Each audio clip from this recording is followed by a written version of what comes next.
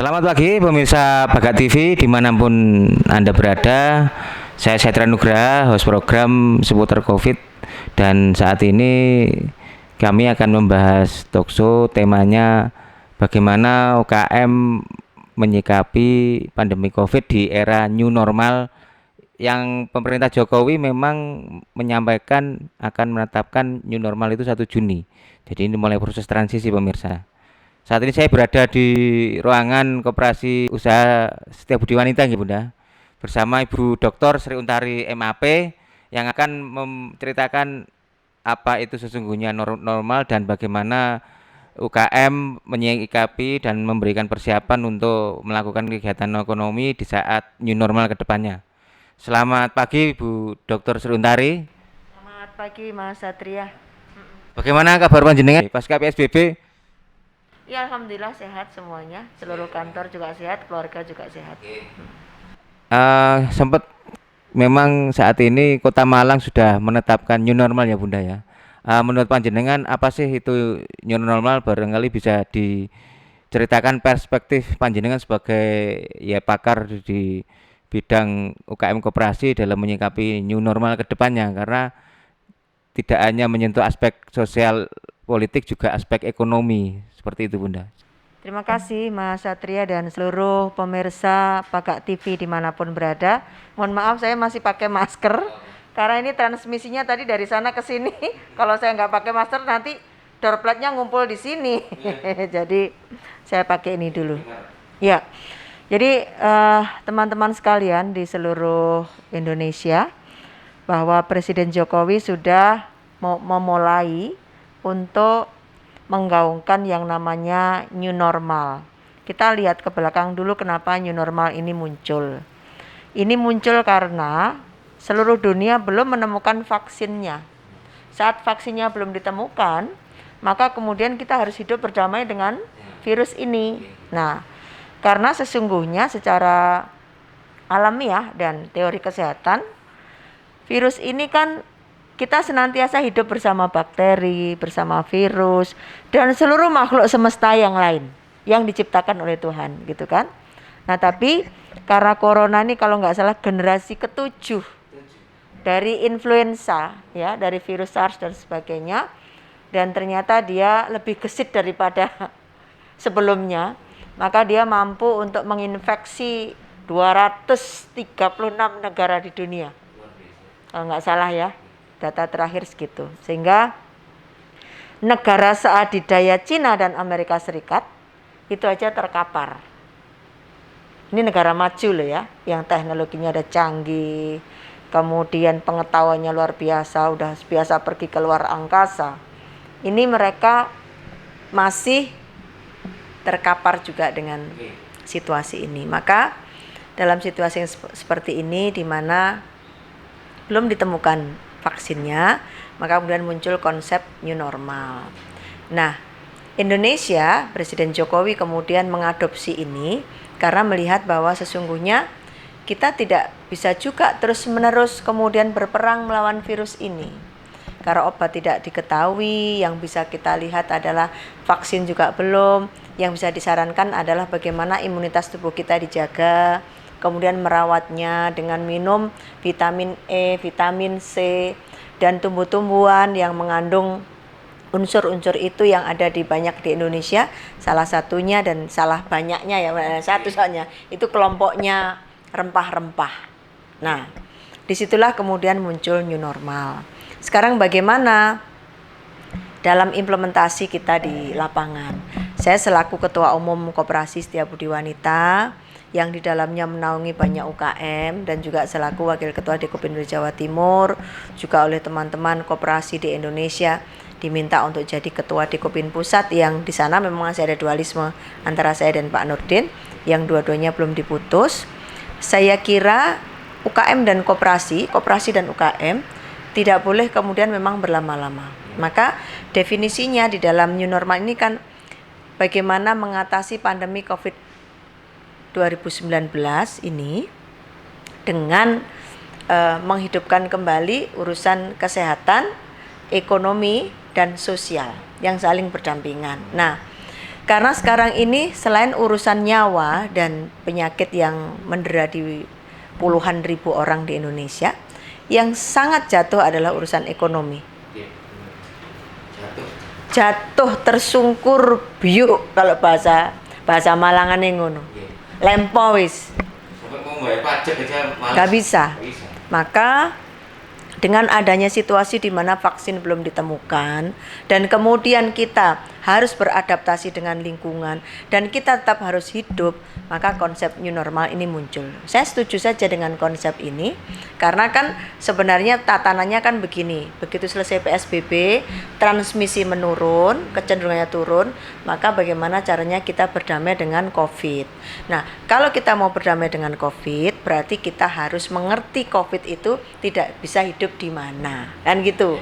Nah, untuk itu kemudian pemerintah sudah menetapkan protokol-protokol kesehatan yang telah ada selama ini harus dilakukan. Mulai cuci tangan, pakai masker, pakai hand sanitizer, membersihkan dengan desinfektan, dan selalu menjaga imun tubuh supaya nanti si corona ini kemudian ini teman-temanku sudah semuanya pakai penghalang sendiri-sendiri sehingga dia tidak lagi datang. Jaga jarak, kemudian jangan terlalu banyak social distancing, tetap harus dilakukan itu. Nah, untuk itu iya udah 1 meter sehingga dengan situasi itu kami di SBW sejak awal sudah strict betul. Jadi tadi kalau Mas Satria tahu di depan ada tempat cuci tangan, ada sikat corona, ada hand sanitizer, ada desinfektan yang sudah kita siapkan. Begitu selesai aktivitas setiap sore di desinfektan. Ada thermal gun yang sudah kita, dan seluruhnya bermasker.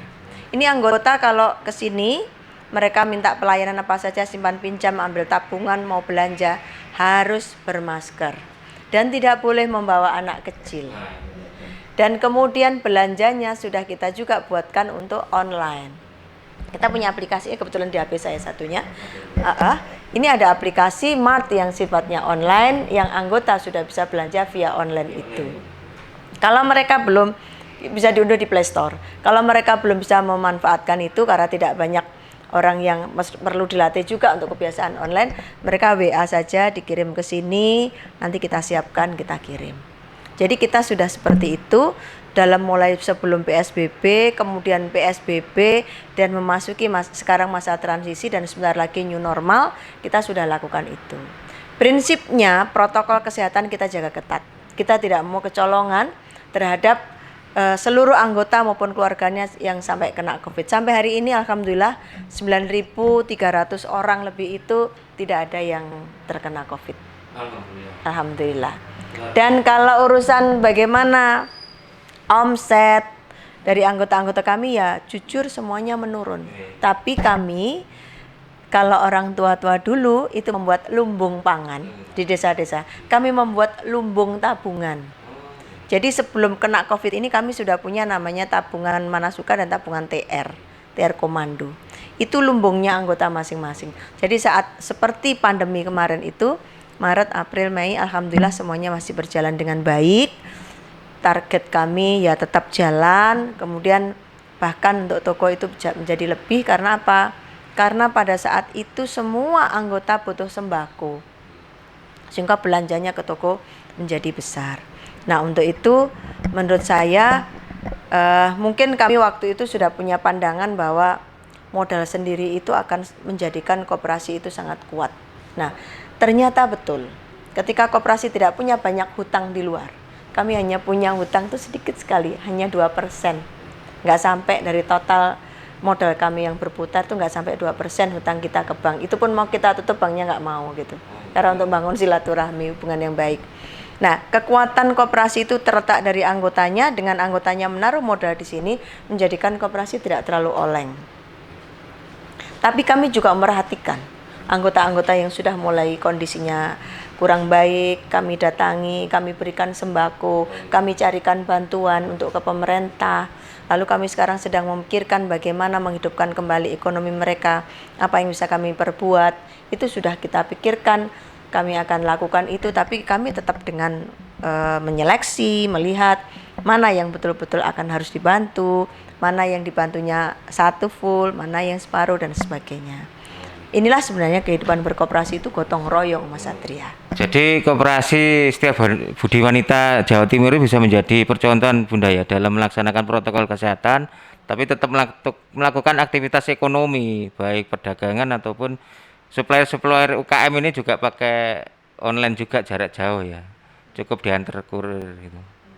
Terus yang kedua, apakah dari 9.000 anggota ini kalau dilihat persentase ini omsetnya kira-kira menurun berapa Bunda dan solusinya seperti apa gitu? Jadi kalau omset toko tidak menurun. Seperti saya sampaikan tadi karena banyak butuh yang sembako. Kalau omsetnya anggota iya.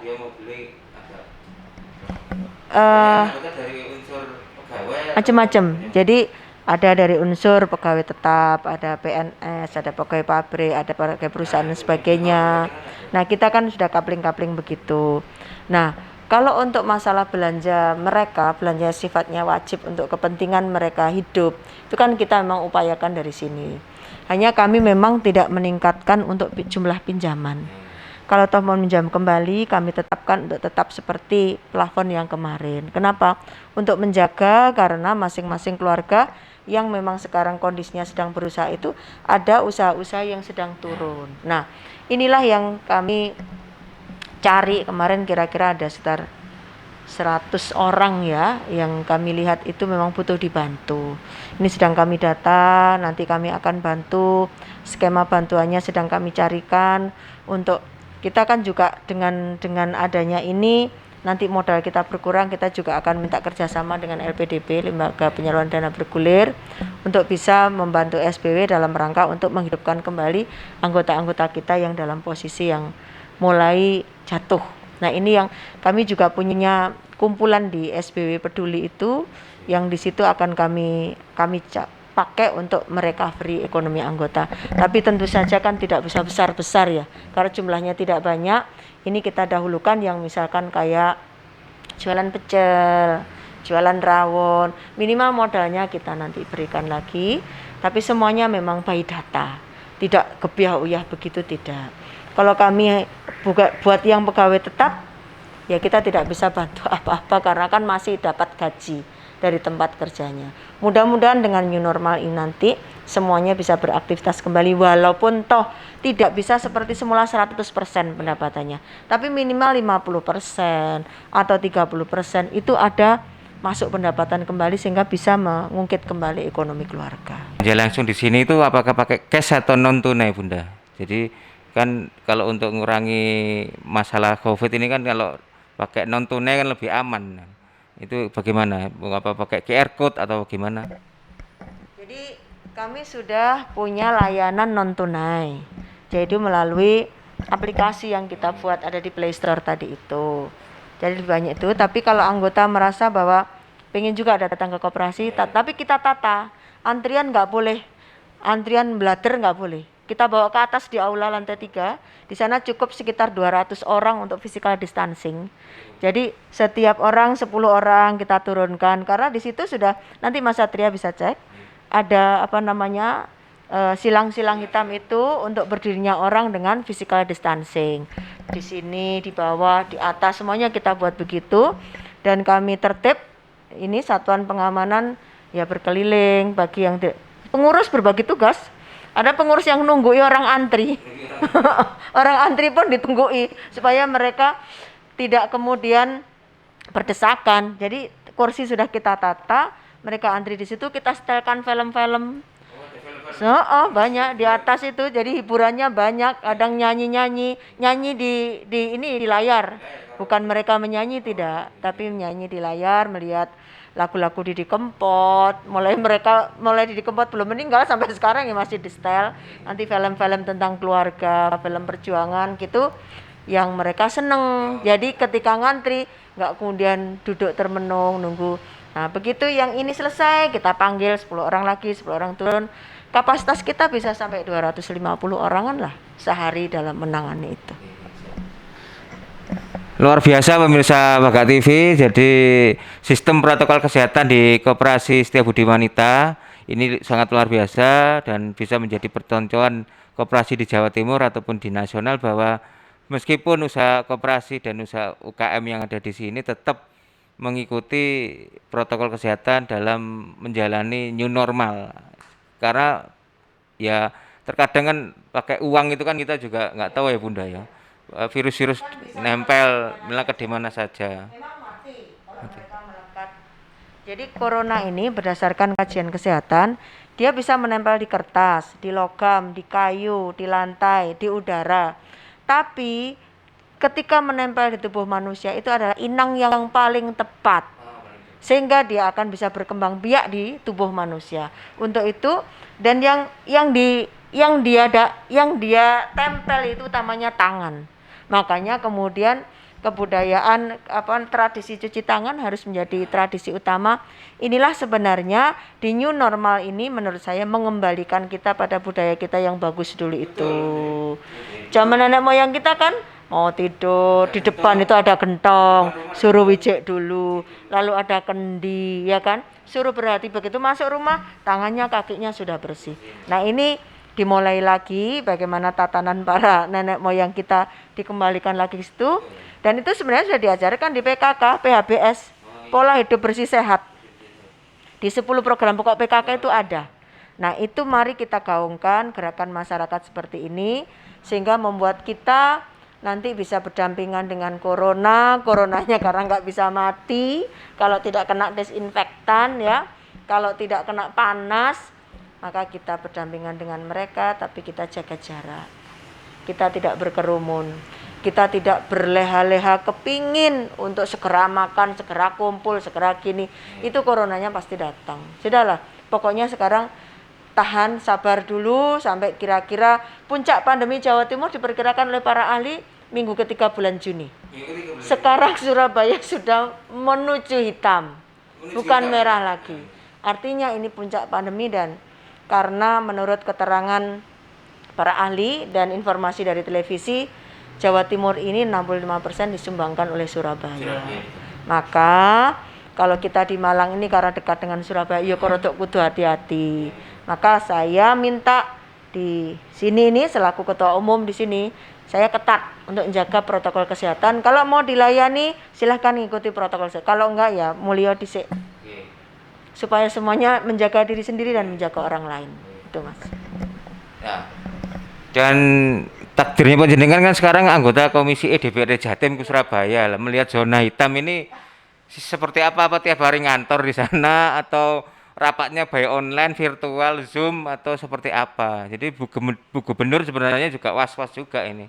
Kadang ya apa ya, ibu kota provinsi tapi zona hitam menuju hitam. Wah, ini kaget. Kota Malang yang ya memang Malang ini agak lumayan tertib Bu Indah ya, agak tertib, jadi tingkat penurunan penderita.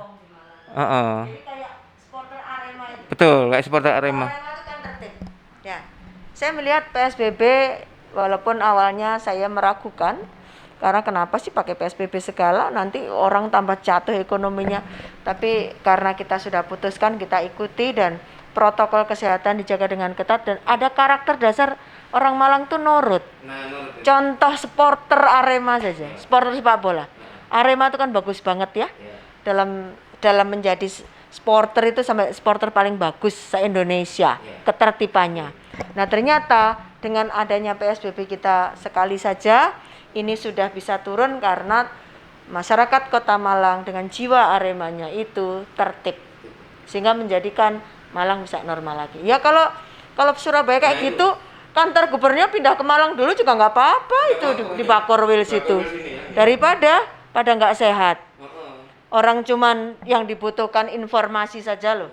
Tim kesehatannya digotong ke Malang semua kan nggak apa-apa. Ada banyak hotel bisa dibuka. Ada juga balai deklatnya BLK Singosari ini punya provinsi juga. Itu bisa dibuka juga untuk para tenaga yang kira-kira membantu gubernur. Saya sarankan begitu aja Bu Gubernur. Silakan aja ngantor di Malang daripada di Surabaya ketakutan karena sudah menghitam. Nah, karena Malang tertib, dan kita bisa tegakkan itu sehingga ketika menuju new normal masyarakat Malang sudah terbiasa dengan ketertibannya itu. Karena saya melihat juga Bunda, jadi masyarakat Kabupaten Malang, Kota Malang ini kan masih mengikuti aturan leluhur ya. Jadi cuci tangan itu dulu nenek moyang juga ada, kemudian bersih-bersih dan semuanya. Jadi terus kadang dulu di kasur dikasih bawang merah, bawang putih, sawan istilahnya. Nah, gebyok. Nah, sekarang ini ibaratnya pageblok. Jadi orang Jawa yang di Malang ini masih ngerti lah ya. Nah, saya juga kaget kok di Surabaya kok nggak malah menurun, malah makin naik. Nah, maksud kami dan kami juga Pagat TV mulai seminggu sebelum PSBB kami di konten-konten YouTube kami itu memang kementerian yang punya program-program terkait video-video mencegah COVID, penanganan COVID kita share ke grup Bantur, ke grup Somawe, ke grup Donomulyo, Kalipare, Turen, jadi orang di desa biar tahu.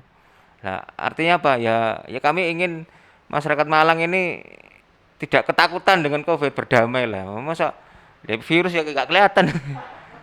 Ya kalau memang gubernur mau pindah di Malang untuk berkantor sih silahkan. Nanti panjenengan nggak perlu jauh-jauh ke Surabaya untuk rapat dengan DPRD provinsi. Kalau rapat komisi kita ada yang stay di tempat, ada yang daring. Paripurna juga begitu, partai juga begitu. Nah, dalam situasi yang seperti ini memang karena jaraknya 120 orang itu semua berdempetan, maka sudah tidak memungkinkan lagi paripurna dengan hadir orang sebanyak itu. Maka biasanya cuman diminta untuk pimpinan-pimpinan komisi, pimpinan fraksi untuk hadir, yang lain Zoom dari rumah masing-masing. Ya. Nggak praktek dengan Zoom ini? Enggak, semuanya udah bisa. Udah biasa karena ini kan tuntutan toh. Tuntutan pekerjaan.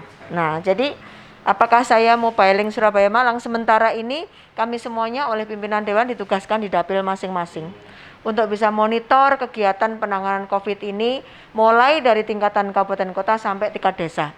Dan saya sudah cek, sudah bertemu dengan 3 kepala daerah, udah ketemu di gugus tugas kecamatan sampai melihat desa-desa bagaimana melaksanakan situasi penanganan COVID ini sampai pada ujung. Gitu.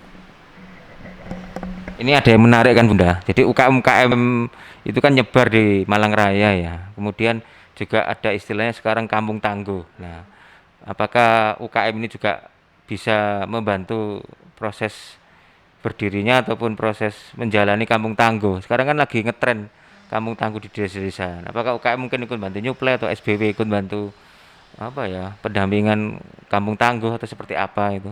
Ya mungkin bisa kedepannya bisa menjadi acuan karena rencananya Pak Jokowi mau ke Kabupaten Malang atau ke Malang ini untuk meninjau kampung tangguh. Nah ini kan berarti bukti bahwa orang Malang ini bisa bertahan, struggle. Jadi meskipun ada ujian apapun tetap ada aja inovasi-inovasi. Bagaimana menurut Bu Sri Untari?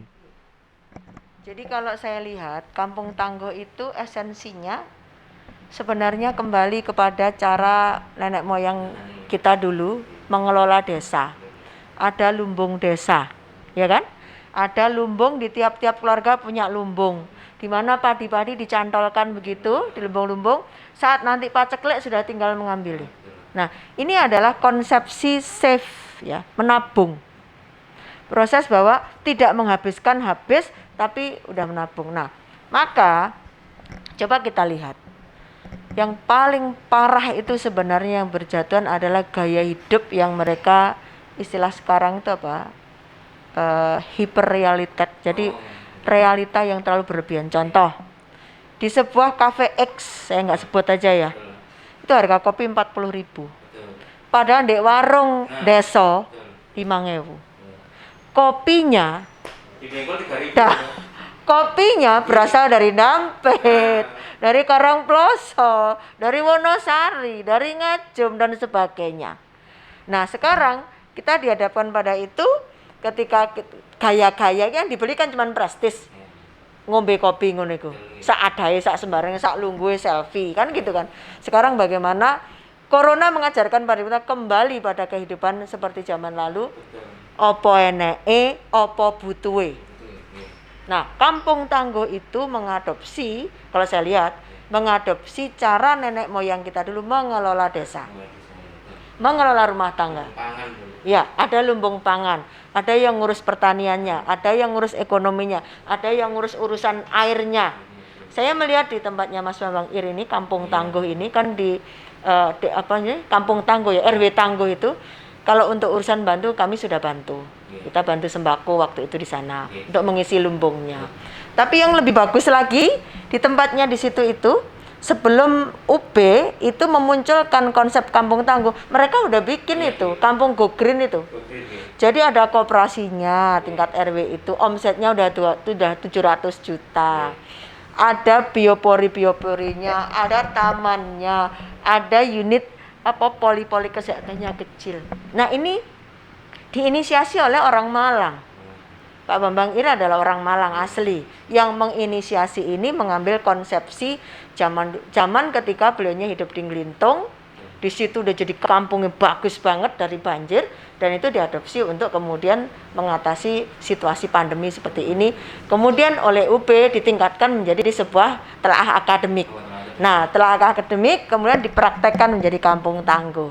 Sehingga orang Malang ini pikirannya jalan. Kenapa pikirannya jalan? Karena damai. Sehingga wajar ya corona takut dengan orang Malang, karena konsepsi yang dulu kerajaan itu. Karena gini, bukan masalah kerajaannya. Karena masalah bagaimana orang di Malang ini masih nguri-nguri budaya leluhur.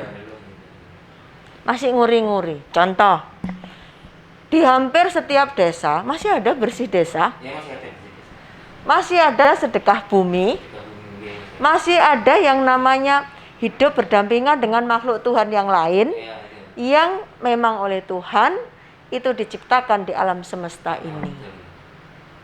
Tidak kemudian apa sih itu, mereka tuh nggak ada, sehingga punden-punden disasak, dihabisi. Orang Malang tidak gitu, masih dilestarikan. Contoh yang di dalam Polinema itu ada punden Jatimulyo di situ, masih dirawat sama Polinema. Ada, karena dulu kan rumah saya dekat situ. Rumah kami dibeli oleh Polinema, jadikan kampus besar itu. Di situ ada punden, masih dirawat sampai sekarang. Di sana, di dalam Wonokoyo sana, itu juga ada peninggalan luhur, dirawat juga di situ. Belum lagi yang di desa-desa. Ini kan entitas gaib yang ada. Dan orang di Malang ini percaya dengan itu. Kenapa? Karena mereka mampu melihat dengan indera keenamnya. Sehingga iya ya, kita mesti hidup berdampingan secara damai dengan ciptaan Tuhan yang gaib ini. Sehingga akhirnya semesta alam ini Malang iki loh, wonge yo ngerti kan gitu kan, ngerti. Aku urip di kene, kalian urip di situ, kita hidup berdampingan secara damai. Ini secara ilmiah bisa kok dikaji secara ilmu spiritual ilmiah. Ilmu spiritual ilmiah. Bagaimana caranya? Next nanti kita bicara itu. Sekarang kita bicara. Jadi supaya orang itu, saya kuliah sampai S3 ya. Doktor selesai. Artinya bukan berarti Bu Untar itu kok mustahil, bukan itu. Karena saya melihat nenek moyang kita tuh rigid sekali di dalam merumuskan bagaimana tata kehidupan yang harmoni antara sing ketok ambek sing gak ketok. Sing ketok iku ana menungso, ana kewan, ana tumbuhan. Sing gak ketok iku ya ngono iku tapi gak ketok. Tapi kita mampu melakukan adaptasi hubungan yang harmonis antara itu tadi. Karena kalau kita percaya sebagai orang Islam, ada yang namanya rukun iman, percaya pada yang gaib. Karena Allah itu gaib. Masa kita gimana sih cara kita melihat Allah di mana? Kayak apa Allah itu? Kan orang tidak bisa merumuskan. Kalau kita sebagai orang Muslim kan memang tidak boleh mempersonifikasi Tuhan itu seperti apa. Karena Tuhan itu ada tapi tidak bisa diwujudkan. Kan gitu. Nah inilah maka pelajaran kehidupan yang kita terima dari para leluhur kita tuh luar biasa. Nah ini dari ilmu para leluhur, kemudian beberapa sisi-sisi itu masih digunakan oleh masyarakat Malang sekarang, diangkat di dalam kajian ilmiah UB, dari kajian ilmiah UB jadi kajian ilmiah diimplementasikan lagi di masyarakat. Dari Kampung Tangguh. Bahasa Jawa Mas Tangguh itu. Terima kasih Bu Dr. Sri Untari. Jadi luar biasa pemirsa. Jadi kita bisa mempelajari karena Bu Sri Untari juga masih menguri-nguri budaya dalam mengimplementasikan protokol kesehatan tidak terlepas dari ururi budaya ya. Sehingga UKM yang ada di sini ataupun anggota koperasi masih alhamdulillah dilindungi oleh Allah untuk masalah Covid. Jadi memang ini tidak bisa dilogika, tapi paling tidak dengan SBY masih koperasi SBY Setia Budi Wanita masih ururi budaya kan masih Tuhan masih merahmati, melindungi. Beda dengan yang mungkin di kota lain yang menuju zona hitam saya tidak perlu sebut lah, itu kasihan juga sebenarnya. Karena mungkin terlalu rasional kali ya, jadi terlalu logika banget, jadi kurang harmonis antara yang tidak kelihatan ini, yang kecil-kecil ini dengan nggak kelihatan Bunda. Oh, nggak kelihatan. Nah, di mikroskop bisa. Nah, ini kita kalau sudah bisa berdampingan, berkomunikasi dengan alam dan yang tidak kelihatan, ya insya Allah Tuhan akan melindungi hambanya yang ingat, yang uri-uri budaya. Demikian pemirsa Bagat TV, semoga Koperasi SBW bisa menjaga anggotanya terlindungi dari COVID-19. Yang kedua juga bisa menjadi contoh percontohan protokol kesehatan di Koperasi SBW. Dan yang ketiga memang nanti next ada tema-tema yang menarik dari Bu Dr. Sri Untari terkait apa kaitan antara yang tidak kelihatan dengan corona. Ini juga cukup menarik karena di Malang ini banyak pusat peradaban ya Bunda ya. Dan itu banyak yang nggak tahu tapi juga dilestarikan oleh masyarakat sekitar. Bagat TV, pancen apik nggak atik komen.